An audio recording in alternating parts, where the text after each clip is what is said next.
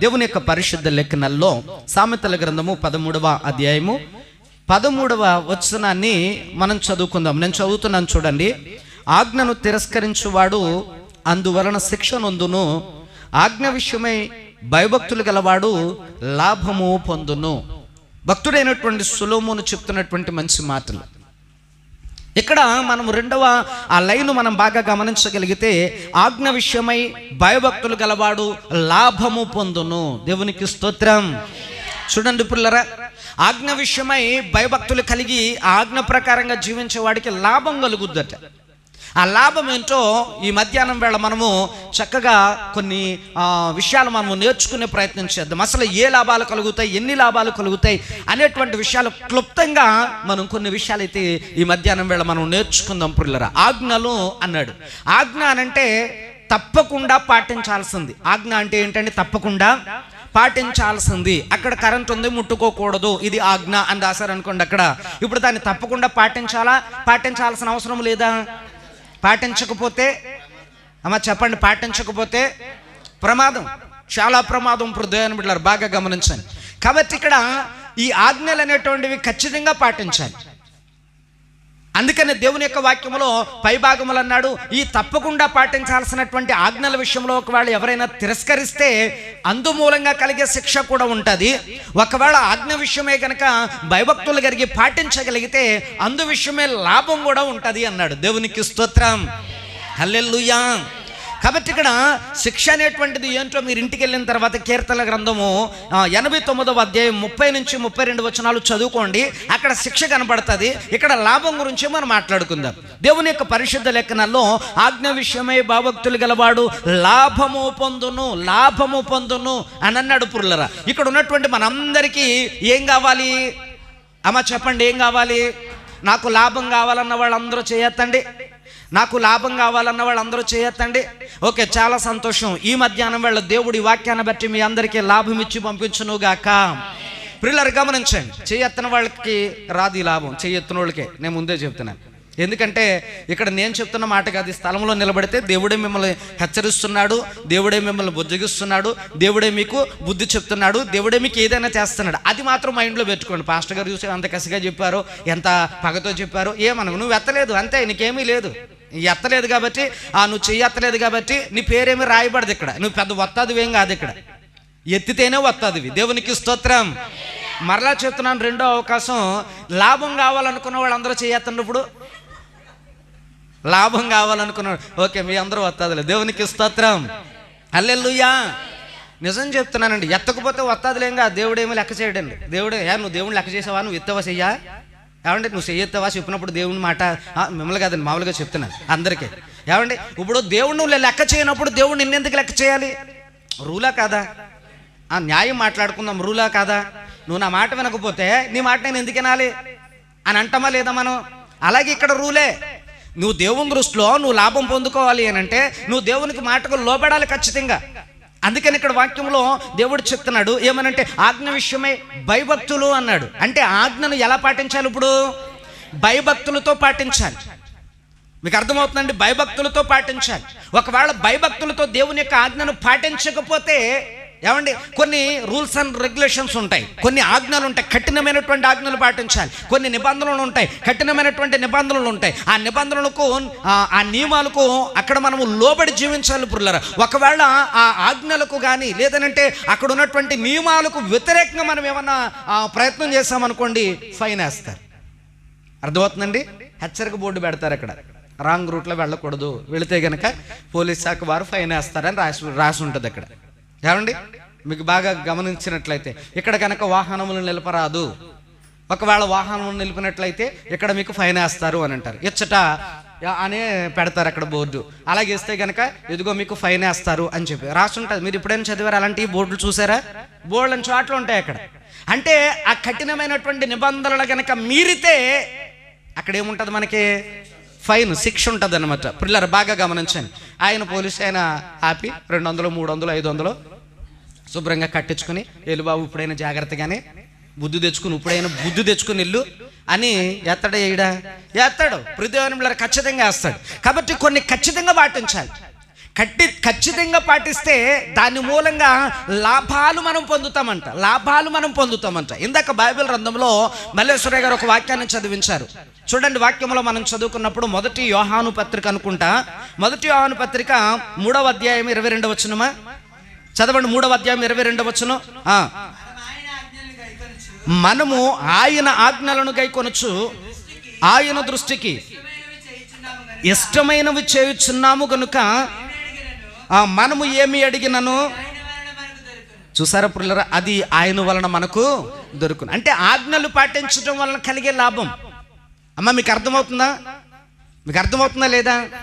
Yes, అంటే ఆజ్ఞలను పాటించటం వలన, ఆజ్ఞలను ప్రకారంగా జీవించటం వలన, ఆజ్ఞలు అంటే ఏంటి? దేవుని యొక్క వాక్యం, మనం మేలు కోరి చెప్పే దేవుని యొక్క వాక్యం, మనం బాగుండాలని చెప్పే దేవుని యొక్క వాక్యం, మన బ్రతుకులను మేలుకరంగా మార్చాలనే దేవుని యొక్క వాక్యం, మనలో ఏ విధమైనటువంటి పాపం ఉండకోకుండా జాగ్రత్త పెట్టే దేవుని యొక్క వాక్యం, మనం ఆశీర్వాదమునకు వారసులు కావాలని చూసే దేవుని యొక్క వాక్యం, దేవుడు మనలను నిత్య జీవానికి వెళ్ళాలని దేవుడు మన మేలు కోరి చెప్పే దేవుని యొక్క వాక్యం, ఈ వాక్యమే దేవుడు మనతో చెప్తా ఉన్నాడు. అది పాటిస్తే లాభం అంట. హల్లెలూయా. కాబట్టి ఇక్కడ మనము ఆయన ఆజ్ఞల ప్రకారంగా భయభక్తులు కలిగి జీవిస్తూ ఉన్నాము గనక, ఆయన త్రోవల్లో నడుస్తూ ఉన్నాము గనక, వాక్యంలో ప్రభు అయితే చెప్తా ఉన్నాడు, ఇదిగో మనము ఆయనను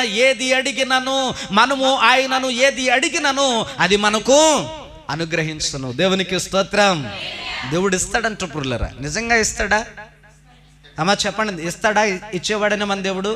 అలాగే మీ జీవితంలో ఏమైనా ఇచ్చాడా? ఈ స్థలానికి వచ్చి నిలబడి ఎన్ని మార్లు సాక్ష్యం చెప్పుంటారు కదా మీ జీవితంలో, ఎన్ని మార్లు చెప్పుంటారో. కాబట్టి దేవుని గొప్పతనం అంటే ఏంటో మీకు తెలుసు. దేవుడు ఇచ్చేవాడా కాడా అనేటువంటిది మీకు కూడా తెలుసు పుర్లరు. కాబట్టి దేవుడు ఖచ్చితంగా ఇచ్చేవాడే. దేవుని యొక్క మాట వింటే మన మీద ఆయనకి ఇష్టం పెరుగుతుంది. దేవుని మీద తిరుగుబాటు చేస్తే మన మీద ఉన్నటువంటి ఆ కాస్త ఇష్టం కూడా పోతుంది. పృథ్వీని బిళ్ళరు గమనించండి. కాబట్టి మనం దేవుని యొక్క వాక్యంలో దేవుడు మాట్లాడుతూ చెప్తున్నాడు, ఆయన ఆజ్ఞలను భయభక్తులతో మనము గనక ఆచరించగలిగితే, ఆ వాక్యానికి లోబడగలిగితే, ఆయన వాక్య ప్రకారంగా, ఆయన నియమాల ప్రకారంగా మనం జీవించగలిగితే, వాక్యములో చాలా స్పష్టంగా చెప్తా ఉన్నాడు ఆయన పుర్లరా లాభం. హల్లెలూయా.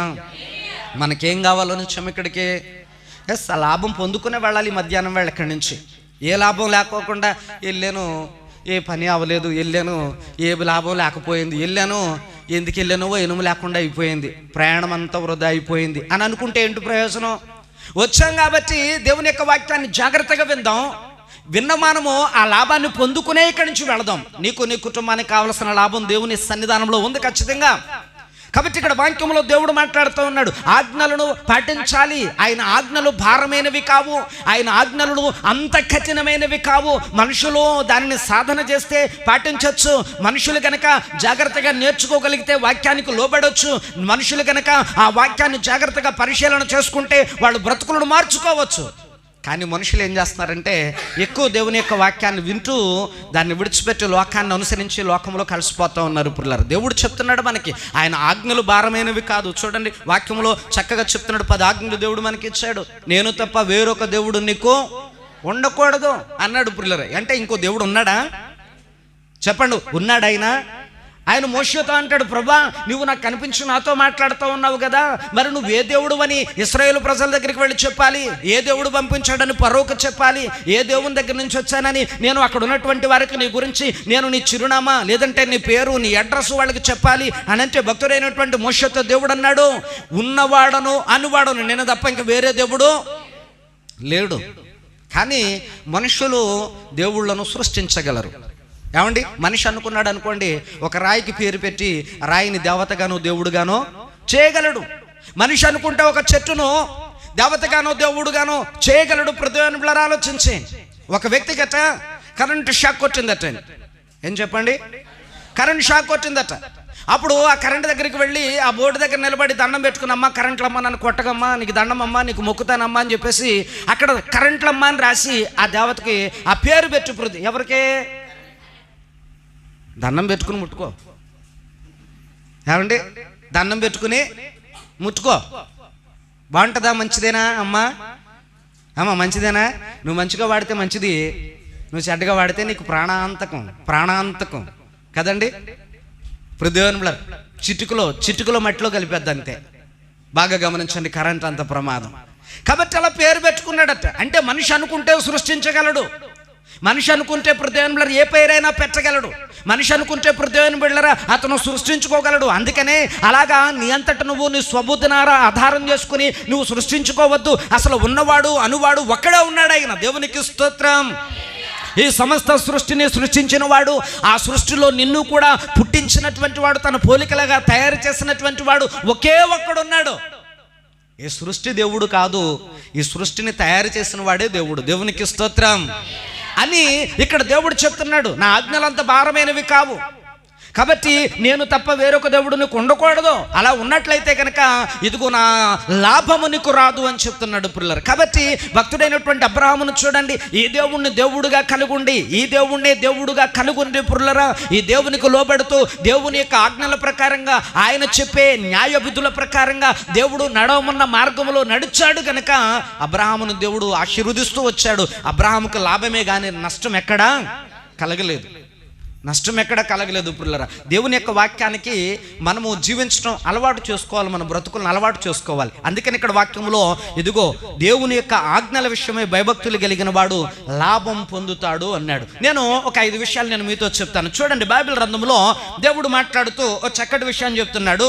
నిర్గమకాండం 15వ అధ్యాయం 26వ వచనాన్ని చదువుకుందాం. నిర్గమకాండము 15వ అధ్యాయము 26వ వచనాన్ని ఒకసారి మనం చదువుకుందాం. నీ దేవుడైన యెహోవా వాక్కును శ్రద్ధగా విని ఆయన దృష్టికి న్యాయమైనది చేసి ఆయన ఆజ్ఞలకు విధేయులై ఆయన కట్టడలన్నిటినీ అనుసరించి నడిచిన ఎడల నేను ఐగుప్తీయులకు కలుగజేసిన రోగములలో ఏది మీకు రానియను, నిన్ను స్వస్థపరచు యెహోవాను నేనే. దేవునికి స్తోత్రం. బిగ్గరగా చెప్దాం హల్లెలూయా. చూస్తారా పిల్లరా, దేవుని యొక్క వాక్యంలో దేవుడు చెప్తున్నాడు లాభం ఏంటో చెప్తున్నాడు, లాభం ఏంటో చెప్తున్నాడు పిల్లరా. ఏంట లాభం అని అంటే ఇదిగో నీ దేవుడైన యెహోవా ఈ ఆజ్ఞలను, నీ దేవుడైన యెహోవా చెప్పిన ఈ యొక్క వాక్యాన్ని, నీ దేవుడైన యెహోవా పెట్టిన నిబంధనలను, దేవుడైనటువంటి యెహోవా నీ కొరకు నీ మేలు కొరకు ఇచ్చినటువంటి ఈ యొక్క ఏవైతే నియమాలు, ధర్మశాస్త్ర విధులు, న్యాయ విధులు ఉన్నాయో, నువ్వు పాటించాల్సినటువంటి ధర్మం ఉందో పిల్లరా, అది కనుక నువ్వు చేయగలిగితే వాక్యంలో చాలా స్పష్టంగా చెప్తున్నాడు, ఐగుప్తు దేశంలోనికి వచ్చినటువంటి తెగుళ్లలో ఏ తెగులు కూడా నీ ఇంటికి రాదు. హల్లెలూయా. నీ ఇంటికి రాదు పుల్లరా. గమనించండి, అక్కడ వచ్చిన తెగుళ్ళు చాలా సామాన్యమైనటువంటి తెగుళ్ళు ఏం కాదండి. అందులో ఒక తెగులు గురించి మాట్లాడితే, ఆ తెగులు వచ్చిన తర్వాత ఆ ఇంటిలో ఉండే తొలుచూలు మగబిడ్డలందరూ చచ్చిపోయారట. మీకు అర్థమవుతుందండి? ఐగుప్తు దేశం మీదకి వచ్చినటువంటి తెగులు పర్టికులర్గా ఎవరిని పట్టుకుంది? అది ఆ ఇంట్లో ఉండేటువంటి పెద్ద కుమారులు, తొలుచూలు కుమారులు ఎవరైతే ఉన్నారో వాళ్ళనే పట్టుకుందట. కాబట్టి దేవుని యొక్క వాక్యంలో దేవుడు చెప్తున్నాడు, ఆ దేశం మీదకి చాలా తెగుళ్ళు దేవుడు రప్పించాడు, చాలా రప్పించినటువంటి తెగుళ్ళు ఉన్నాయి. అయితే దేవుని యొక్క వాక్యంలో దేవుడు చెప్తూ ఉన్నాడు, నీవు కనుక దేవుని మాట వింటే ఏ తెగులు నీ ఇంటికి రాదు. హల్లెలూయా. ఎందుకనంటే ఒకవేళ రాదు అని అంటే వచ్చినా మరలా దానికి కూడా కిందన దేవుని యొక్క వాక్యంలో ఒక మాట చెప్తున్నాడు, నిన్ను స్వస్థపరిచే యెహోవాను కూడా. హల్లెలూయా. ఎంత అద్భుతంగా దేవుడు మనతో మాట్లాడుతున్నాడు చూడండి పుల్లరా. ఈ మంచి దేవుడు మన మేలు కోరి అన్ని చెప్తున్నాడు. ఆనాడు యెహోషువతో చెప్తాడు పుల్లరా, భక్తుడైనటువంటి మోషే ఇదిగో నీవు ఒక మేక పిల్లను వధించి, ఒక గొర్రె పిల్లను వధించి, దాని యొక్క రక్తాన్ని ఒక పాత్రలో పెట్టి ఇశ్రాయేలీయుల యొక్క ప్రతి ఇంటి గుమ్మం మీదను కూడా ఆ రక్తాన్ని పూసినప్పుడు ఆ తెగులు, ఏ తెగులు కూడా ఆ రక్తపు మరక ఉన్నటువంటి ఇంటికి రాదు అని చెప్పాడు పుల్లరా. కాబట్టి ఆ ఐగుప్తు దేశంలో ఇశ్రాయేలు ప్రజలందరూ కూడా దేవుని మాట విన్నారు కనుక, ఆయన వాక్కుకు లోబడ్డారు కనుక, ఆయన ఆజ్ఞ ప్రకారంగా జీవించారు కనుక వారింటికి ఆ తెగులు రాలేదు పుల్లరా. అందుకని వాక్యంలో దేవుడు చెప్తున్నాడు, ఏ తెగులు నీకు రానివ్వను. లాభం ఏంటి అని అంటే, దేవుని యొక్క వాక్యం వినడం వల్ల లాభం ఏంటి అని అంటే, ఏ తెగులు రానివ్వను. ఒకవేళ వచ్చినా దాన్ని తట్టుకుని నిలబడగలిగే శక్తిని నేనే ఇస్తాను. నేను స్వస్థపరచు యెహోవా నన్ను తెలుసుకో, అప్పుడు నువ్వు బాగుంటావు అని చెప్పాడు. మొట్టమొదటి లాభం. దేవునికి స్తోత్రం. గట్టిగా చెప్దాం హల్లెలూయా. ఇర్మియా ప్రవక్త దేవునికి ప్రార్థన చేస్తాడు, ప్రభా చాలా బాధలో ఉన్నాను, నా శరీరం నిండా వ్యాధి ఉంది, నైనా ఈ వ్యాధిని బట్టి ప్రార్థన చేస్తూ ఉన్నాను అని ప్రార్థన చేస్తూ ఉన్నాడు. ప్రభా నీవు నన్ను స్వస్థపరచుము, నేను స్వస్థత నొందెదను. అయ్యా ఇదిగో నన్ను ఆరోగ్యంగా ఉంచు, నేను నిన్ను స్తుతించేదనని భక్తుడైనటువంటి ఇర్మియా ప్రవక్త దేవునికి ప్రార్థన చేస్తే వాక్యంలో ప్రభు అంటాడు, నిన్ను స్వస్థపరచు యెహోవాను నేనే అని స్వస్థపరచనంటూ పుల్లరా. భక్తుడైనటువంటి హిజ్కియా కూడా దేవునికి ప్రార్థన చేస్తాడు, ప్రభా మరణకరమైనటువంటి వ్యాధినైనా ఈ మరణకరమైన వ్యాధి వలన నేను బాధపడుతూ ఉన్నాను అని అంటే దేవుడు వచ్చి పుల్లరా, ఇదిగో నువ్వు నా మాట విన్నావు గనుక, నా ఆజ్ఞలకు లోబడ్డావు గనుక ఆ రోగము నుండి నేను తప్పిస్తున్నాను, మరణకరమైన రోగము నుండి అని దేవుడు తొలగించాడంటూ పుల్లరా. తొలగించాడు కదండి, ఉందా వాక్యంలో ఉంది. భయంకరమైనటువంటి పరిస్థితులు చాలాసార్లు మనం కూడా చెప్తూ ఉంటాం, కరోనా టైంలో చచ్చిపోయేదాకా వెళ్ళిపోయాం పాస్టమ్ గారు నేను కూడా. ఎవరికి తెలియదు, ఎవరింట్లో వాళ్ళే అలాంటి పరిస్థితులు ఎదుర్కొన్నారు అందరూ కూడా. బాడీ పెయిన్స్ అవండి, చాలా భయంకరమైనటువంటి బలహీనత, జ్వరం, ఎవరి దగ్గరికి చెప్పుకోవడానికి లేదు. పోనీ చెప్పుకున్నా ఎవరు వచ్చి ఎవరు సహాయం చేసే పరిస్థితి లేదు. అప్పుడు అనుకున్నాం కరోనాలో అందరూ చచ్చిపోతున్నారు, బహుశా ఈ కరోనాలో మనం కూడా చచ్చిపోతామేమో. కానీ దేవుని యొక్క వాక్యం చెప్తా ఉంది, అది మా ఇంటిలోనికి ప్రవేశించిన మాకు మాత్రం ఏ హాని కలిగించలేదు. ఇక్కడ మన ఇంట్లో ఎవరికి ఏ హాని, దేవునికి స్తోత్రం. బిగ్గరగా చెప్పాలి ఈ మాటకే హల్లెలూయా. కారణం ఏంటి అనంటే కొద్ది గొప్ప దేవుని యొక్క వాక్యాన్ని మనం పాటించగలుగుతున్నాం గనక, కొద్ది గొప్ప దేవుని యొక్క వాక్యంలో ఉన్నాం గనక, అందుకనే దేవుడు ఇంత గొప్పగా మనల్ని ఆశీర్వదించాడు. అందుకని పుల్లరా, ఎందరో మహా గొప్ప వాళ్ళు అనబడిన వారు, ధనవంతులు అనబడిన వారు, సామంతులు అనబడిన వారు, ధనికులు అనబడిన వారు, పేరు ప్రఖ్యాతులు కలిగిన వారు, గౌరవ మర్యాదలు కలిగినటువంటి వాళ్ళు నేల రాలిపోతే ఏ పూటకు ఆ పూట కూలి పని చేసుకునే వాళ్ళు మనం ఇంకా ఆరోగ్యంగా ఉన్నామండి. దేవునికి స్తోత్రం హల్లెలూయా. దేవుడు కాపాడతానని వాగ్దానం చేశాడు ఆయన. హల్లెలూయా. ఆయన వాగ్దానం చేసిన దేవుడు మాట తప్పేవాడు కాదు. హిజ్కియాకి మరణకరమైన రోగం వస్తే దేవుని దగ్గరికి వెళ్ళి ప్రార్థన చేస్తూ అడుగుతాడు కదా, ప్రభా నీ మందిరంలో నువ్వు చెప్పినట్టే నడుచుకున్నాను కదా నాయనా అని అంటే, నువ్వు నేను చెప్పినట్టు నడుచుకున్నావు కనుక ఆ మరణకరమైన రోగం నుండి నిన్ను తప్పిస్తానని దేవుడు తప్పించాడు. దేవుడు తప్పించాడు. వాక్యంలో దేవుడు వాగ్దానం చేశాడంటే ఆ వాగ్దానాన్ని తప్పే దేవుడు కాదన్నమాట. మనమే ఆయన మాట వినుకోకుండా అటు ఇటు తిరుగు చెదిరిపోతూ ఉంటాం, కానీ దేవుడు మనల్ని ఎప్పుడూ కూడా విడిచిపెట్టేవాడు కాదు. అందుకని వాక్యములు అంటాడు, నా ఆజ్ఞలను పాటించగలిగితే లాభం. ఏంటా లాభం అని అంటే ఇక్కడ దేవుని యొక్క వాక్యములు ప్రభు చెప్తున్నాడు, నా మాట విని నా ఆజ్ఞ ప్రకారంగా న్యాయ విధుల ప్రకారంగా నువ్వు జీవించగలిగితే నీకు ఏ రోగము నీ ఇంటికి నేను రానివ్వను అని అంటాడు. హల్లెలూయా. ఒకవేళ వచ్చిన వాక్యంలో హిజ్కియాను దేవుడు బాగు చేస్తున్నట్లుగా, భక్తుడైనటువంటి ఇర్మియాను బాగు చేస్తున్నట్లుగా, యేసుక్రీస్తు ప్రభు అయితే ఇదిగో క్రొత్త నిబంధన గ్రంథములో ఎందరందరో దేవుని యొక్క మాటను విని, దేవుని యొక్క వాక్యాన్ని విని దేవుని యొద్దకు వచ్చి బాగుపడినట్లుగా దేవుడు ఈ మధ్యాహ్నం వేళ మనల్ని కూడా ఖచ్చితంగా నిశ్చయముగా బాగు చేయగలడైన, ఖచ్చితంగా బాగు చేయగలడైన. కాబట్టి దేవుని యొక్క వాక్యం వినడం వల్ల మనకు కలిగే లాభంలో మొదటి లాభం ఏంటండి, రోగములలో ఏది మనకి రానియడు దేవుడు. పుల్లరా వచ్చిన దానిని జయించగలిగే మార్గాన్ని ఇస్తాడు. ఒకవేళ అది వచ్చి మనతో ఉన్న దానిని తట్టుకుని నిలబడగలిగే శక్తినైనా మనకిస్తాడు. పుల్లరా బాగా గమనించండి. రెండవది వాక్యంలో మనం చదువుకుంటే చూడండి, దేవుని యొక్క పరిశుద్ధ లేఖనాలలో నిర్గమకాండం 20వ అధ్యాయం 6వ వచనం మనందరికీ బాగా పరిచయమైన వాక్యం. అది దేవుని యొక్క ఆజ్ఞలు వినడం వల్ల వచ్చే గొప్ప లాభం ఏంటి అని అంటే 20వ అధ్యాయం 6వ వచనం, నన్ను ప్రేమించి నా ఆజ్ఞలను గైకొని వారిని 1000 తరముల వరకు కరుణిస్తాను. హల్లెలూయా. ఎన్ని తరాలటండి అంటే లాభమా కాదా ఇది? దేవుని యొక్క ఆజ్ఞలను పాటించడం వల్ల ఇది లాభమా కాదా? అసలు లాభం గొప్ప లాభం. పిల్లరా, దేవుని యొక్క ఆజ్ఞలను మనము పాటించడం వలన లాభం మనకే కాదు, మన వెనకాల తరాల వాళ్ళకు వచ్చే 1000 తరాల వరకు మనము లాభాన్ని సంపాదించిన వాళ్ళం అవుతాం, దేవుని దీవుని సంపాదించిన వాళ్ళం అవుతాం, దేవుని గొప్ప ఆశీర్వాదాన్ని సంపాదించిన వాళ్ళం అవుతాం. పిల్లలు అప్పుడు వాళ్ళు చెప్పుకుంటూ ఉంటారు, ఏ పుణ్యమురా, ఏ అమ్మమ్మ ప్రార్థన చేసిందో, ఏ నాన్నమ్మ ప్రార్థన చేసిందో, ఏ అమ్మ ప్రార్థన చేసిందో, ఏ చెల్లి ప్రార్థన చేసిందో, ఏ పాస్టర్ గారు ప్రార్థన చేశారు, ఏ పెద్దలు ప్రార్థన చేశారు, ఏ సంఘం ప్రార్థన చేశారు, ఆ ప్రార్థన ఆ భక్తి దేవునికి స్తోత్రం. దేవుని యొక్క వాక్యం చెప్తా ఉంది, భక్తి మనం చేస్తే అది అంత తేలిగ్గా పిల్లల మనల్ని వదిలిపోదు, దాని ఫలితాలు కూడా చాలా అద్భుతంగా ఉంటాయి. ఆయన్ను ప్రేమించి ఆయన ఆజ్ఞల ప్రకారంగా జీవిస్తే వాక్యంలో ప్రభు చెప్తున్నాడు, మన నుండి లెక్క పెడితే ఎన్ని తరాలటండి అమ్మాయిలో చూడండి, మన నుండి లెక్క పెడితే ఎన్ని తరాలట? 1000 తరాలు మనల్ని ఆశీర్వదిస్తాడట. హల్లెలూయా.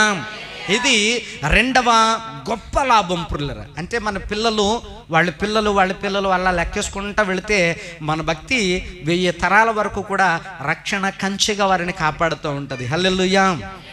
దేవుడు రెండవ లాభం గురించి మాట్లాడుతూ ఉన్నాడు. చూడండి, నేను క్లుప్తంగానే చెప్పాలని అనుకుంటూ ఉన్నాను. మూడవ లాభం గురించి కూడా మనం ఆలోచన చేస్తే లేవియా కాండంలోనే 26వ అధ్యాయము 3, 4, 5 వచనాలు ఒక్కసారి మనం చదువుకుందాం. వాక్యంలో దేవుడు ఏమని మాట్లాడుతూ ఉన్నాడు బైబిల్ గ్రంథంలో? మీరు నా కట్టడలను బట్టి నడుచుకొని నా ఆజ్ఞలను ఆచరించి వాటిని అనుసరించి ప్రవర్తించిన ఎడల, చూడండి, మీ వర్షాకాలములలో మీకు వర్షం ఇచ్చేదను, మీ భూమి పంటలనిస్తుంది, మీ పొలముల యొక్క చెట్లు మీకు ఫలిస్తాయి, మీ ద్రాక్ష పండ్ల కాలము వరకు మీ నూర్పు సాగుచూ ఉండును. చూడండి, ఇక్కడ బాగా గమనిస్తే మీరు తృప్తిగా భుజించి మీ దేశంలో నిర్భయముగా నివసించెదరు. దేవునికి స్తోత్రం. గట్టిగా చెప్దాం హల్లెలూయా. దేవుని యొక్క వాక్యంలో చూడండి, దేవుడు ఎంత అద్భుతంగా దేవుడు మాట్లాడుతూ ఉన్నాడు ఇక్కడ అనంతపురం దేవుని బిడ్డలారా.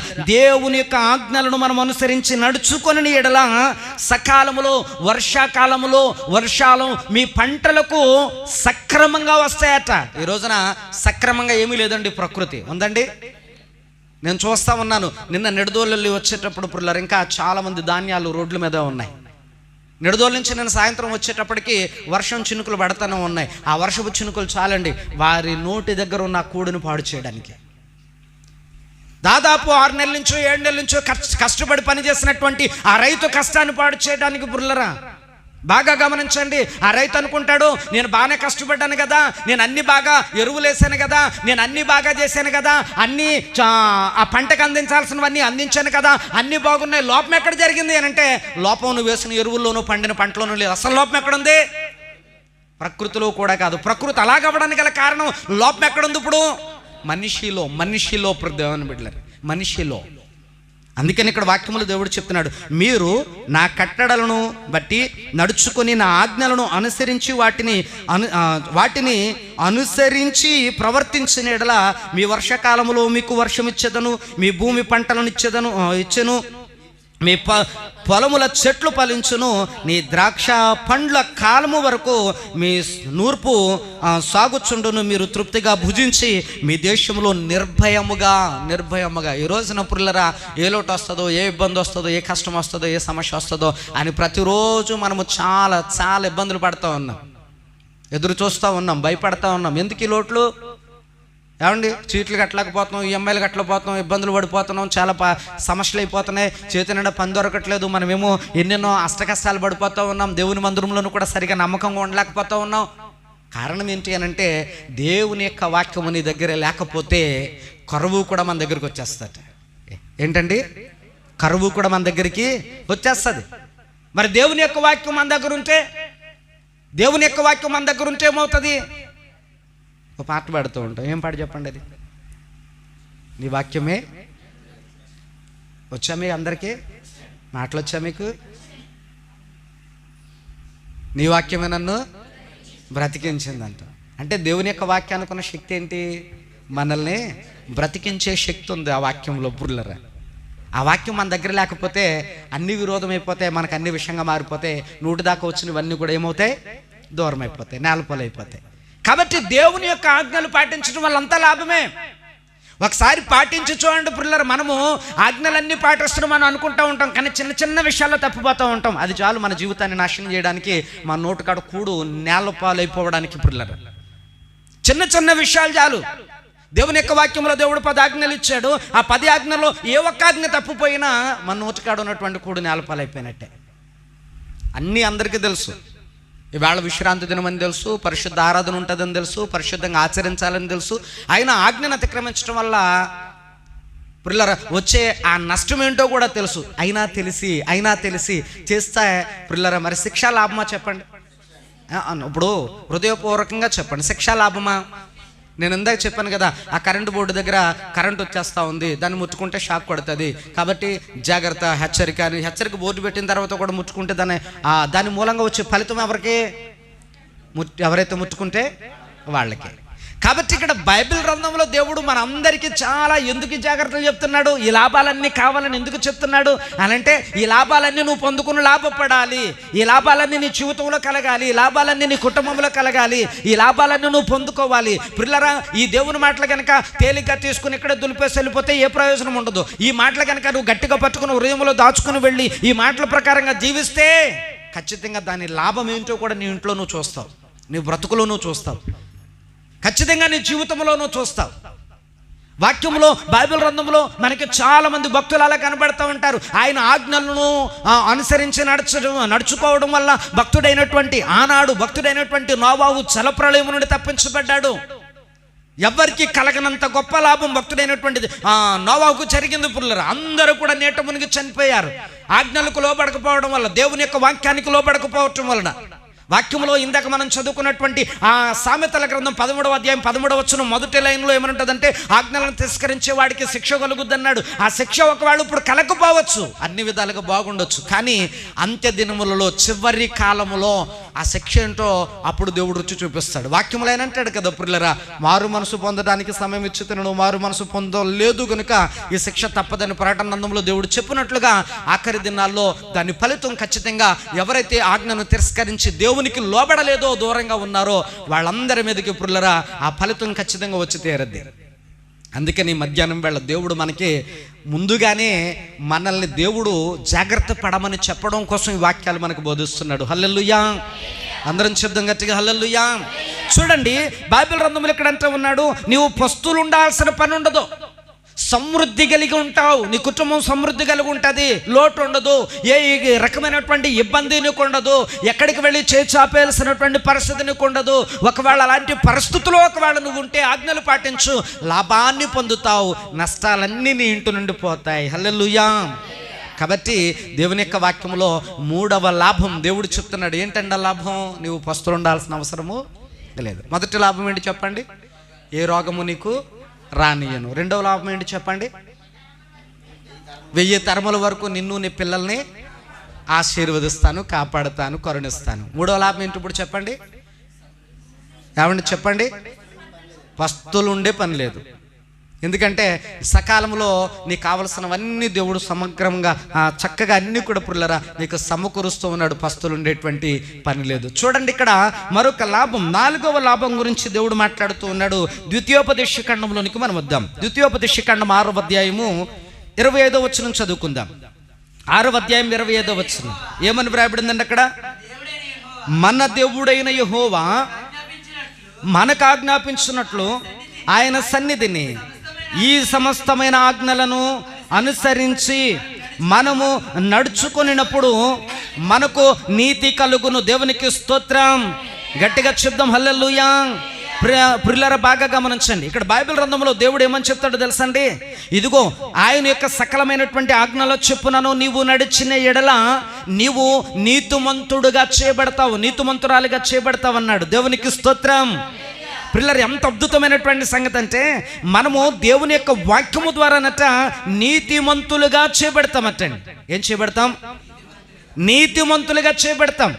ఒకవేళ మనము నీతిమంతులుగా చేయబడితే బైబిల్ గ్రంథంలో దేవుడు ఏమని చెప్తాడో తెలుసా పుల్లరా? చూడండి, బైబిల్ గ్రంథంలో మనం ఒక మాటను చదువుకుందాం. 118వ కీర్తనలోనికి ఒకసారి రండి పుల్లరా. 118వ కీర్తన 15వ చరణాన్ని మనం చదువుకుందాం. నీతిమంతులుగా నువ్వు తీర్చబడితే నీ ఇల్లు ఎలా ఉంటుందో చెప్తున్నాడు. నీ ఇల్లు ఎలా ఉంటుందో చెప్తున్నాడు. నీతిమంతుల గుడారములలో రక్షణను గూర్చిన ఉత్సాహ సునాదము వినబడును. యెహోవా దక్షిణ హస్తము సహస కార్యములను చేయును. దేవునికి స్తోత్రం. హల్లెలూయా. ఇక్కడ చూడండి, బైబిల్ గ్రంథంలో అంటాడు, దేవుని యొక్క వాక్యాన్ని పాటించడం వల్ల మనము నీతిమంతులుగా చేయబడతాం. దేవుని యొక్క వాక్యానికి ఉన్న శక్తి ఏంటంటే, మనలో ఉన్నటువంటి పాపాన్ని పోగొట్టి మనల్ని ఏ విధంగా మారుస్తుంది? నీతిమంతులుగా చేసేస్తుంది, నీతిమంతులుగా చేసేస్తుంది. ఇప్పుడు నీతిమంతులుగా ఉన్నామనుకోండి, ఇంట్లో అందరూ నీతిమంతులే. నీతిమంతులు అయినప్పుడు ఆ ఇంట్లోంచి వినబడేది ఏంటంట? రక్షణను గూర్చినటువంటి ఉత్సాహ సునాదములు వినబడతాయట. రక్షణను గూర్చినటువంటి రక్షణ సునాదములు, ఉత్సాహ సునాదములు వినబడతాయట. ఉత్సాహ సునాదములు ఎవరింట్లో వినబడుతున్నాయా? ఎవరింట్లోనో ఉన్నాయా అసలు? ఏమండి? ప్రతి ఇంట్లోనూ కూడా పొద్దున్న లెగిస్తే ఏమంటే పెద్ద పెద్ద శబ్దాలతో టీవీ శబ్దాలు లేదంటే హోమ్ థియేటర్ల సౌండ్లు మనకి వినబడతా ఉన్నాయి. సాయంత్రం అనుకోండి ఇంట్లో పెద్ద పెద్ద గొడవలు, కేకలు, ఏమంటే పెద్ద పెద్ద సమస్యలు, బూతులు ఇవన్నీ వినబడతా ఉంటాయి సాయంత్రం అయితే పిల్లరా. పొద్దున్నేమో ఇంట్లో నుంచి సినిమా పాటలు, హోమ్ థియేటర్ పాటలు వినబడతాయి. సాయంత్రం అయితే అన్ని బూతులు, గొడవలు, కలతలు, కలహాలే వినబడతాయి. దేవుని యొక్క వాక్యం లేకపోతే వాళ్ళ బ్రతుకులు రోడ్డు మీదే ఉంటాయి. ఊరంతా కొళ్ళప్పగించుకొని చూస్తూ ఉంటారు. ఆ భార్య అలాంటిదో, ఆ భర్త ఎలాంటి వాడో, ఆ పిల్లలు అలాంటి వాళ్ళు, ఆ కుటుంబం ఎలాంటిది, ఇదేంటారు బాబు వీళ్ళు ఉన్నారు, ఏళ్ళింటి పక్క వచ్చాను నేను, వీళ్ళ ఇంటికాడ ఉన్నాను ఇంటర్ బాబు, వీళ్ళ సరిహద్దుల్లో ఉన్నాను ఇంటర్ బాబు నేను, మా ఇంటి పక్క వాళ్ళు అలాగని వాళ్ళు వెళ్ళిపోతూ ఉంటారు. వెళ్ళిపోయే వాళ్ళు ఉన్నారా లేదండి? ఉంటారు. వాళ్ళ బ్రతుకులు రోడ్డు మీద ఉంటాయి. దేవుని యొక్క వాక్యం చెప్తా ఉంది బైబిల్ గ్రంథంలో, నీతిమంతులుగా దేవుని యొక్క వాక్యానికి ఉన్న శక్తి నీతిమంతులుగా మారుస్తుంది. అలాగ ఎవరైతే ఆ వాక్యానికి లోబడి నీతిమంతులుగా మారారో వాళ్ళ ఇంటిలో నుండి పుల్లరా చూడండి, కష్టాలతో కూడిన కేకలు, ఇబ్బందులతో కూడిన కేకలు, సమాధానం లేకోకుండా గొడవలతో కూడిన కేకలు, బూతులతో కూడిన కేకలు, ఉక్రోషాలతో కూడిన కేకలు, కోపాలతో కూడినటువంటి కేకలు, అలాంటి గొడవలు వినబడవు. వాక్యం లేకే వినబడతాయి. వాక్యం లేకపోవడం వల్లే వినబడతాయి. అందుకనే వాక్యంలో దేవుడు చెప్తున్నాడు, నీవు వాక్యాన్ని వింటే నీతి కలిగిన కుటుంబంగా నీ కుటుంబం మార్చబడుతుంది. అప్పుడు నీ ఇంట్లో నుంచి అన్ని రక్షణను గూర్చినటువంటి ఉత్సాహ సునాదం. ఉత్సాహం అంటే ఏంటండి? సంతోషం, గొప్ప ఆనందం.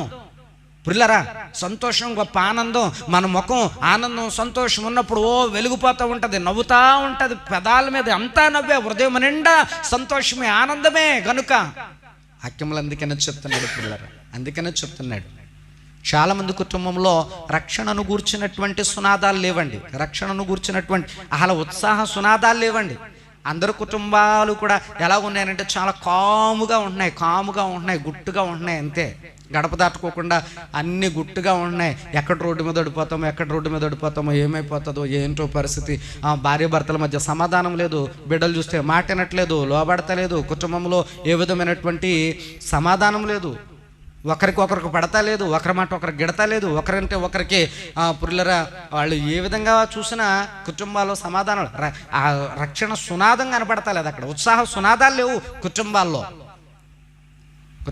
పిల్లలు. కానీ పైకి మాత్రం మనం అందరము ఒక నవ్వును మన ముఖానికి పులుముకొని మనం లోకంలో సమాజాన్ని అట్లా జీవిస్తూ ఉన్నాం. దేవుని యొక్క వాక్యం మన జీవితంలో ఉంటే ఆ వాక్యమే మన బ్రతుకులకు ఆనందాన్ని కలిగిస్తుంది. నమ్మితే దేవునికి స్తోత్రం. కాబట్టి వాక్యములో దేవుడు చెప్తున్నాడు, లాభం ఇది నీ కుటుంబానికి, నీ కుటుంబానికి కూడా లాభం ఇది. కాబట్టి ఇక్కడ నీవు నీతిమంతుడిగా చేయబడతావు. నీ ఇంటిలో నుండి ఉత్సాహమైనటువంటి సునాదాలు వినబడతాయి. ఎందుకు ఉత్సాహ సునాదాలు వినబడతాయి అనంటే చూడండి పిల్లలు, ఎందుకంత ఉత్సాహం, ఎందుకంత సంతోషం, ఎందుకంత ఆనందం, ఎందుకంటే అంత ఆనందం అనంటే వాక్యంలో దేవుడు చెప్తున్నాడు. బైబిల్ గ్రంథంలో భక్తుడైనటువంటి ఈ కీర్తనకారుడు అంటాడు, యెహోవా హస్తము సహస్ర కార్యాలు మన కొరకు చేసింది కనుక హల్లెలూయా. నీతిమంతుల కుటుంబం రక్షించడం కోసం, నీతిమంతుల కోసం దేవుని యొక్క హస్తం ఎప్పుడు చాచే ఉంటుందండి. ఆయన హస్తం మన పట్ల ఎలాంటి కార్యాలు చేస్తాడండి? సహస్ర కార్యాలు మనం చేయగలమా? అమ్మా చెప్పండి, సహస్ర కార్యాలు మనం చేయగలమా? ఈ వయసులో సహస్ర కార్యాలు చేస్తే ఏముంటుంది? మంచానికి పరిమితం అయిపోతాం. ఏమండి, సహస్ర కార్యాలు మనం చేయలేం, కానీ దేవుడు చేయించగలడు మన చేత. హల్లెలూయా.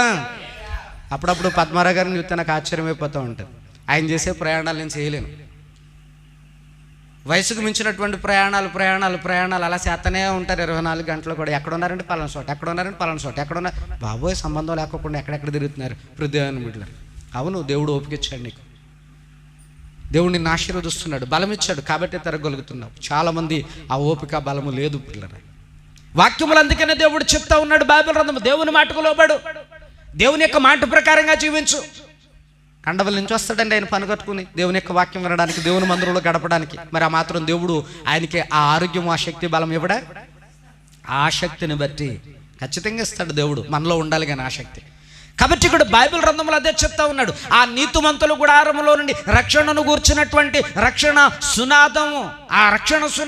ఎందుకనంటే సాహస కార్యాలను భక్తుడైనటువంటి దావీదు అంటాడు, ప్రభువా ఏంటి ఆయన నా బ్రతుకు, నా ముందు నేను ఎక్కలేనంత ఎత్తైన కొండ ఉంది. ఇప్పుడు నువ్వేం చేయాలా?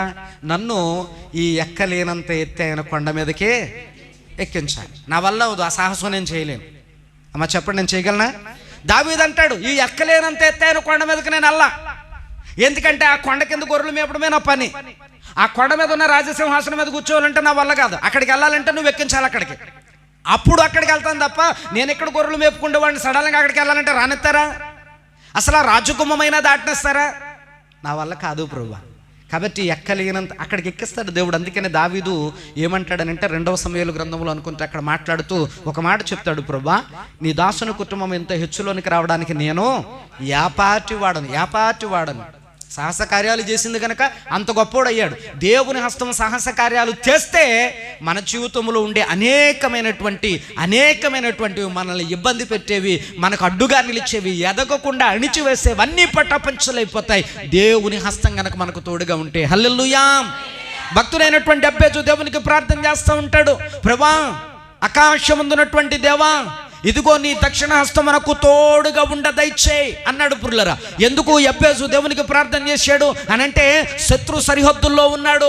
ఏ క్షణమైనా శత్రువులు అతని మీదకి దండెత్తి రావచ్చు.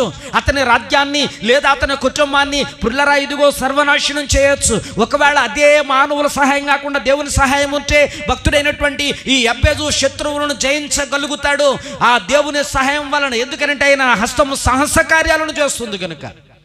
అందుకని వాక్యంలో దేవుడు చెప్తాడు ఇక్కడ, నా హస్తము సాహస కార్యాలు చేస్తుంది. ఎవరి పట్ల అంటే ఎవరైతే వాక్యం విని నీతిమంతులుగా మార్చబడతారో వాళ్ళ పట్ల సాహస కార్యాలు చేస్తుంది అని అన్నాడు పురులరా. అందుకనే దానియేలు ఎదుట సింహాల నోళ్ళు మోయించబడ్డాయి. షద్రక్ మేషక్ అబేద్నెగోలు ఎదుట అగ్ని బలం చల్లారిపోయింది. భక్తుడైనటువంటి అబ్రహామును దేవుడు అమాంతం హెచ్చించాడు. భక్తుడైనటువంటి ఈ యొక్క దావీదును కూడా పురులరా ఎక్కలేనంత ఎత్తైన కొండ మీదకి ఎక్కించాడు. సాహస కార్యాలు, సాహసమైన కార్యాలు పురులరా గమనించాడు. ఒకనాడు ఒక ఆమె వచ్చి ఎలీషా గారితో మాట్లాడుతుంది, ప్రభువా యజమానుడా, దైవజనుడా, నా భర్త నీ దగ్గర పనివాడిగా ఉండేవాడు, శిష్యుడిగా. నా భర్త చనిపోయిన తర్వాత నా ఇంటి మీద ఉన్నటువంటి అప్పులన్నీ ఇదిగో అప్పులు వాడు ఇదిగో నా కుటుంబాన్ని ఇబ్బంది పెడతా ఉన్నాడు. నాకున్న బిడ్డలను తీసుకుని వెళ్ళి పనివాళ్ళగా మార్చుకుంటానన్నాడు. అయ్యా నాకు వాళ్ళే ఆధారం, నాకున్నటువంటి దిక్కు లేదు గనుక నీ దగ్గరకు వచ్చాను, ఇవేం సలహా చెప్తావు అన్నప్పుడు పురులరా ఆకాశమందున్నటువంటి దేవునికి ప్రార్థన చేస్తూ అన్నాడు, అమ్మా ఆయన హస్తము సాహస కార్యాలను చేయగలదు. నీ ఇంట్లో ఏముంది అని అంటే నూనె కుండ తప్పేమీ లేదు అని అంటే ఊర్లో ఉన్న వాళ్ళందరి కుండలో తెచ్చుకో సాధ్యమైనంత మట్టుకన్నప్పుడు సాహసమైన కార్యం ఆమె వల్ల అవుతుందా? దేవుడు మనల్ని నమ్మితే, దేవుడు కనుక పురులరా మన వైపు చూస్తే, మనం ఆయన మాటకు లోబెడితే ఉన్న దానిలో నుండే అనేకమైన అవసరాలు తీరేటట్టుగా దేవుడు అద్భుతాలు చేయగలడు. ఆయన హస్తం అంత గొప్ప కార్యం చేస్తుంది. హల్లెలూయా. కాబట్టి ఈ 4వ లాభం దేవుని యొక్క వాక్యంలో దేవుడు చెప్తున్నాడు, వాక్యము నిన్ను నీతిమంతునిగా చేస్తే ఆయన హస్తము నీకు తోడుగా ఉండి నిన్ను సాహస కార్యాలతో అమాంతము నిన్ను హెచ్చించే వరకు నిన్ను విడవదు, ఎడబాయదు. హల్లెలూయా.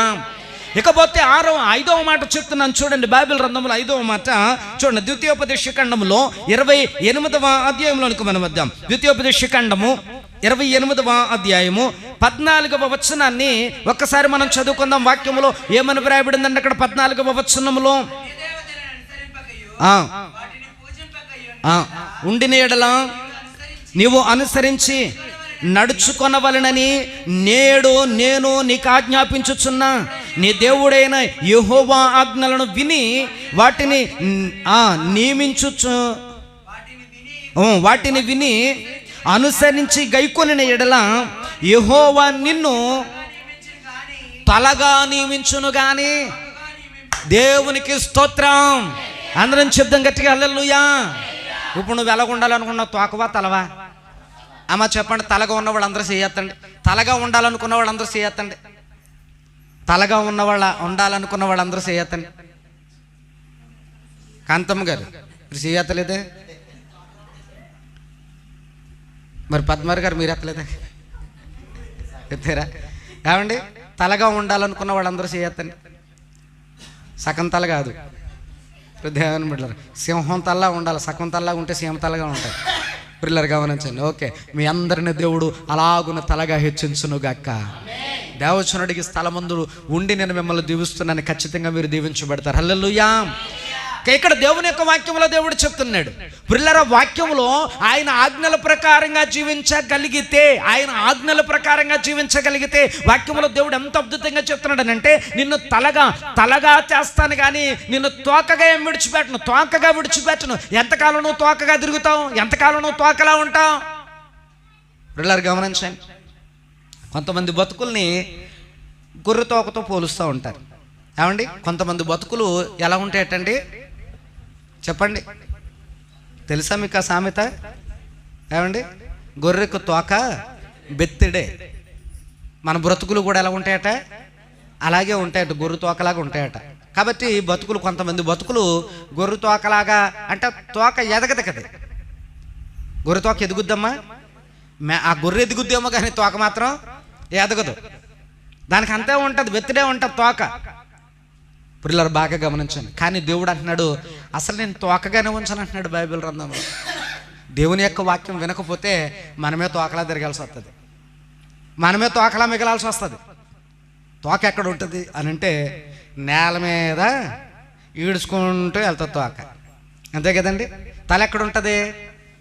అన్నిటికంటే పైన ఉంటుంది. నా తల మాత్రం అన్నిటికంటే పైన ఉంది. మరి మీ తల ఎక్కడుంది అమ్మ చెప్పండి? మీ తల ఎక్కడుంది? పైన ఉంది. నా తల మీద ఏముంది? బొచ్చా. ఇదే తల అంటే. ఏమండి, తల ఉంది. ఈ తల మీద ఏముంది? ఆకాశమను దేవుని సింహాసనం ఉంది. దేవునికి స్తోత్రం. నా తల మీద దేవుని సింహాసనం ఉంది. ఆ దేవుని సింహాసనం కింద నా తల ఉంది. ఇక నా తల మీద ఏమీ లేదు. నా బరువులన్నీ దిగిపోతాయి, నా సమస్యలన్నీ తీరిపోతాయి, నా కష్టాలన్నీ కూడా పిల్లరా పటాపంచులైపోతాయి. ఎప్పుడు అని అంటే వాక్యంలో దేవుడు చెప్తున్నాడు, నీ దేవుడైన యెహోవా నీకు నియమించిన ఆజ్ఞలను నీవు అనుసరించి నడుచుకుని ఎడల నీవు ఈ తలగా ఉంటావు, కానీ నువ్వు మాత్రం గొర్రె తోకలాగా ఉండవు. కొంతమంది ఉంటారు, గొర్రె తోక బెటరే, ఎలక తోకలాగా ఉంటారు కొంతమంది. అది ఎంత ఉతికినా చెప్పండి, ఎంత ఉతికినా తెలుపు రాదు. ఎలక తోక ఎంత ఉతికినా నలుపే కానీ తెలుపు రాదట. కొంతమంది కుక్క తోకలో ఉంటారట, అది బాగా వంకర. సంవత్సరం పొడుగున కర్ర కట్టేసి దానికి అలా వదిలేసి మరలా ఈ పిత్త ఏమని వచ్చేది, ఇలాగా వచ్చేద్దా రాదండి? వచ్చేద్దా రాదా? ఒక సంవత్సరం పొడుగున తిన్నగా చేసేద్దామని ఇంత ఎదురుపుల్లో తీసుకుని శుభ్రంగా తిన్నగా కట్టండి దానికి. ఓ సంవత్సరం అంతా అలా ఉంచేసి ఓ సంవత్సరం పోయిన తర్వాత అదే రోజున మరలా తిరిగి ఇప్పితే టైమని ఇలా వచ్చేది. అంటే ఆ తోక అంతే వంకరది. బ్రిల్లర్ గమనించాను, కొంతమంది బతుకులు అట్లాగే ఉంటాయి. తోకల్లో చాలా తోకలు ఉన్నాయి. సాతానుగాడు కూడా చాలా ఓ తోక ఉంది. అర్థమవుతుందండి? సాతానుగాడు కూడా తోక ఉందంట. కాబట్టి మనము అలా ఉండకూడదు. అలా ఉండమంటే మనం అసలు ఉండం. ఎందుకనంటే దేవుడు చెప్తా ఉన్నాడు కదా, అసలు నువ్వు తోకగా ఎక్కడ ఉంటావు? దేవుని మాట వింటే తోకగా ఉండవు, నువ్వు తలగా ఉంటావు. హల్లెలూయా. తలగా చేసేస్తాడు దేవుడు నీకు. హృదయాన్ని బిడ్డలారా, బైబిల్ గ్రంథంలో అలాంటి వ్యక్తులు మనకి బైబిల్ గ్రంథంలో మనకి కనపడుతూ ఉంటారు. దేవుని యొక్క పరిశుద్ధ లేఖనాల్లో యాకోబు ఏమీ లేని వాడిగా వెళ్ళాడు. అతను వెళ్ళేటప్పుడు ఏముంది అతని దగ్గర అంటే కేవలం ఒక్క చేతికర్ర తప్ప ఏమీ లేదండి. ఒంటి మీద బట్టలతో చేతికర్రతో అక్కడ పద్దనరామునకు వెళ్ళిపోయాడు. అతను ప్రదేశం నుండి పద్దనరాము అనే ప్రాంతానికి వెళ్ళిపోయాడు. ఆ రాత్రంతా కూడా నడుస్తూ పొద్దు నుంచి సాయంత్రం దాకా నడుస్తూ అలసిపోయి ఆ ప్రాంతంలోకి వచ్చిన తర్వాత అక్కడ ఒక రాయిని తలగడగా చేసుకుని పడుకున్నాడు. ఆ రాత్రి దేవుడు ఆశీర్వదించడం మొదలుపెట్టాడు. నాయనా, నువ్వు మాట వినడానికి నువ్వు సిద్ధంగా ఉన్నావు కనుక నేను దీవించడానికి సిద్ధంగా ఉన్నాను. మన ఇద్దరి మధ్య ఒక నిబంధన చేస్తున్నాను. నువ్వు నా మాట వింటే నేను నీకు దేవుడినే ఉంటాను. నువ్వు వెళ్ళు ప్రతి స్థలం ముందు నేను ఆశీర్వదిస్తాను. నువ్వు వెళ్ళు ప్రతి స్థలంలో నీకు తోడుగా ఉంటాను. కట్టుకున్నటకు వస్త్రములు, తినుటకు ఆహారమును లోటు లేకుండా నిన్ను దీవిస్తాను. నిన్ను హెచ్చించి మరలా తిరిగి నీ ఇంటి వారి దగ్గరికి తీసుకొస్తాను అని దేవుడు వాగ్దానం చేశాడు యాకోబుకి. యాకోబు కూడా అంటాడు, ప్రభా, నాకు గనక నువ్వు చెప్పినవన్నీ చేస్తే నువ్వు తప్ప ఇంక వేరే దేవుడు నాకు అవసరం లేదు, ఇంక నువ్వే దేవుడు నాకు. అది కాబట్టి నా నిబంధన మన ఇద్దరి మధ్య ఒప్పందం కుదుర్చుకుందాం అని అంటాడు. అలాగ నా లాబాను బెతుయేలు ఉండేటువంటి ప్రాంతానికి వెళతాడు. హృదయాన్ని బిడ్డలారా, అక్కడ ఉన్న తర్వాత ఆ భక్తుడైనటువంటి యొక్క యాకోబు తోకగా వెళ్ళినటువంటి వాడు అక్కడి నుంచి విస్తారమైనటువంటి సంపదతో తలగా తిరిగి వస్తా ఉన్నాడు. హల్లెలూయా, హల్లెలూయా. కాబట్టి పుల్లరా, తలగా దేవుడు నిన్ను నియమిస్తాడట, తలగా నిన్ను నియమిస్తాడట. కాబట్టి వాక్యంలో దేవుడు చెప్తున్నాడు. ఇంకా వాక్యంలో వ్రాయబడి ఉంటుంది ఏంటనంటే, నీ చేయి పైనే కానీ కింద ఉండదు, పై చేయిగా ఉంటుంది కానీ కింద చేయిగా ఉండదు, నువ్వు పైవాడుగా ఉండువు కానీ కిందవాడుగా ఉండవు అని అంటాడు. పుల్లరా, దేవుని యొక్క వాక్యంలో కలిగే గొప్ప లాభాలు ఈ దినమందు మధ్యాహ్నం వేళ మీకు 5 లాభాల గురించి చెప్పాను. పుల్లరా, ఇవన్నీ మీరు మనసులో పెట్టుకుంటారని, ఈ 5 లాభాలను మీరు సంపాదించుకుని వెళ్ళాలని, మీరు తలగానే ఉండాలని, తోకగా ఉండకూడదని బైబిల్ గ్రంథ లేఖనాల ప్రకారంగా ఆజ్ఞలను జీవించి ఇవన్నీ మీ బ్రతుకుల్లో సంపాదించుకుని దేవుని బిడ్డలారా ఆ స్థాయిలో మీరు నిలబడాలని ప్రభు నామాన్ని నేను ప్రేమతో మనవి చేస్తూ ఉన్నాను. ఇవన్నీ నేను పొందుకుంటాను ఖచ్చితంగా అన్నవాళ్ళు నాతో కలిసి మోకరించి ఈ మధ్యాహ్నం వాళ్ళు ఇక్కడ చిన్న ప్రార్థనలో పాలు పొందండి. నాతో కలిసి మోకరించి చిన్న ప్రార్థనలో పాలు పొందండి. మీరు కూడా చేయండి. ప్రభా, నిజమే, ఇప్పటి వరకు నీ దాసుడు ద్వారా నువ్వు చెప్పినటువంటి 5 సంగతులు, ఈ 5 లాభాలు నా జీవితానికి కలిగించునైనా, నా జీవితానికి అనుగ్రహించు బాబు. నా జీవితానికి ఇచ్చి నాకు ఈ లాభాలను నాయన ఇచ్చే పంపించు. నీ మాటకు లోబడే మనసు, నీ వాక్యానికి లోబడే మనసు, నీ న్యాయ విధులను అనుసరించి నడుచుకునే మనసు అయా నా జీవితంలో నా తండ్రి నీ ఆజ్ఞలకు ప్రథమ ప్రాధాన్యత ఇచ్చేయగలిగినటువంటి మనస్సు నాయన నాకు దయచేయి. నీ మాట విని ఎడల నాకు ఎంత మేలు, నీ వాక్యాన్ని అనుసరించి నడుచుకుని ఎడల నాకు ఎంత లాభం, నీ వాక్యాన్ని బట్టి నేను నడుచుకుని ఎడల నాకు ఎంత గొప్ప ఆశీర్వాదం. అయ్యా, ఈ మధ్యాహ్నం వేళ నేను తెలుసుకున్న ఈ వాక్యాలను బట్టి, అయ్యా ఈ తెలుసుకున్న ఈ ఆజ్ఞలను బట్టి, అయ్యా నేను విన్న ఈ వాక్యం అంతటిని బట్టి, అయ్యా ఎన్నటికి నేను ఈ వాక్యంలో నుండి తొలగిపోయే వ్యక్తిగా కాక, నీ వాక్యం నుండి విడిచిపెట్టే వ్యక్తిగా కాక, నీ వాక్యంలో నుండి నేను వెడలిపోయే వ్యక్తిగా కాక, అయా నీ మందిరానికి దూరం అయ్యే వ్యక్తిగా కాక, అయా ఇదిగో నీ సన్నిధానంలో ప్రార్థించే వ్యక్తిగా, నీ వాక్యానికి లోబడే వ్యక్తిగా, అయా నేను ఇక మీదట తోకగా ఉండదలచలేదు గనుక తలగా నియమించినట్లు నా మనసును నీ సన్నిధానంలో సిద్ధపరచున్న తండ్రి అని ప్రార్థన చేద్దాం. పుల్లరా, మన హృదయం నిండా దేవుని యొక్క వాక్యాన్ని నింపుకొని ప్రార్థన చేస్తాం. ఇదిగో విన్న వాక్యాన్ని బట్టి మనం అందరం కలిసి బిగ్గరగా దేవునికి ప్రార్థన చేద్దాం. ప్రభా, ఇదిగో నాకు ఈ లాభాలన్నీ కావాలని నీ మందిరానికి వచ్చాను బాబు, నాకేం కావాలో ఈ మధ్యాహ్నం వేళ నువ్వు నాతో మాట్లాడావు అని నీ మనసుకు అనిపిస్తే ప్రార్థన చేయి. ఒకవేళ ఈ మాటలన్నీ నీ మనసుకు అనిపిస్తే ప్రార్థన చేయి. ఈ మాటలన్నీ కూడా నీ హృదయంలోనికి వెళితే నువ్వు ప్రార్థన చేయి. ప్రభా, ఇవన్నీ నాకు కావాలని నీకు అనిపిస్తే ప్రార్థన చేయి. తలగా ఉండాలని నువ్వు అనుకుంటే ప్రార్థన చేయి. ఒకవేళ తోకగా ఉండాలనుకుంటున్నావా, నిన్నెవ్వరూ మార్చలేకపోవచ్చు, నీ బ్రతుకు మారకపోవచ్చు.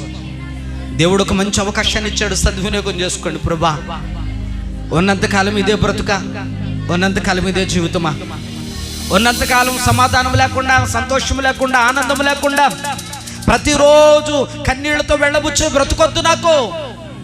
అలాంటి బ్రతుకొద్దు ప్రభా నాకు. అయ్యా, మీరిచ్చే సంతోషం కావాలి, మీరిచ్చే సమాధానం కావాలి, మీరు చెప్పిన లాభాలన్నీ నాకు కావాలి. అయ్యా, నాకు రోగములు ఏది రానివ్వనన్నావు. ఎంత మంచి దేవుడు నైనా, 1000 తరాల వరకు దీవిస్తానన్నావు. ఎంత గొప్ప దేవుడు తండ్రి. అయ్యా, నాకు ఏ విధమైన లోటు పస్తులు ఉండేలాగా ఉంచనన్నావు. అయ్యా, నీకేమి ఇవ్వగలనయ్యా, ఏమి ఇవ్వగలన తండ్రి. అయ్యా, నువ్వు నా ఎడల చేస్తున్న మేలుకై, నువ్వు నా ఎడల చూపుతున్న కృపకై, అయ్యా నువ్వు నన్ను హెచ్చించాలని బోధిస్తున్న వాక్యము కొరకే నీ కొందనాలు బాబు అని ప్రార్థన చేద్దాం. నన్ను తలగా నియమిస్తానన్నావు ప్రభా, నీ మాట వింటానయ్యా, నీకు లోబడి జీవిస్తాను. అయ్యా, ఇదిగో నీ వాక్య ప్రకారంగా నన్ను చేయనైనా, నీ వాక్య ప్రకారంగా నన్ను హెచ్చించు, నీ వాక్య ప్రకారంగా నేను బ్రతుకుతానైనా, నా జీవితాన్ని ఆశీర్వాదకరంగా మార్చు తండ్రి అని ఈ మధ్యాహ్నం వేళ ప్రార్థన చేద్దాం పిల్లరా.